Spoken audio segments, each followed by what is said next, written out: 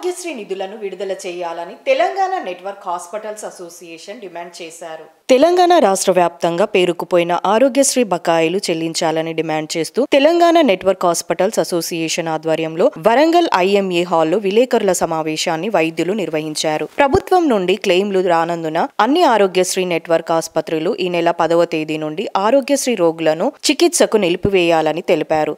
సేవలను నిలిపివేయడానికి కారణాలు తెలుపుతూ ఆసుపత్రులు వారి కన్సల్టేషన్ మొత్తాలను మరియు జీతాలను చెల్లించలేనందున కన్సల్టెంట్లు పనిచేయడానికి ఇష్టపడరని, గత 6 నెలలుగా ఆసుపత్రులు తమ మొత్తాన్ని చెల్లించకపోయినందున సరఫరాదారులు తమ సరఫరాలను నిలిపివేశారని, ఈ ప్రాతినిధ్యంలో మా ప్రతిపాదనలకు ఆరోగ్య మంత్రికి, ఆరోగ్యశ్రీ సీఈఓకి కూడా ఫిర్యాదు చేశామని వైద్యులు తెలిపారు. వారి 4 ప్రధానమైన డిమాండ్లను ప్రభుత్వానికి తెలియజేశామని వైద్యులు అన్నారు. ఈ కార్యక్రమంలో తెలంగాణ నెట్వర్క్ హాస్పిటల్స్ అసోసియేషన్ రాష్ట్ర అధ్యక్షుడు doctor Rakesh, doctor Vijay Chander Reddy, doctor Nagarjuna Reddy, doctor Ramesh, doctor Sudhir Kumar, doctor Samartha Reddy, doctor Maheshwar తదితరులు పాల్గొన్నారు.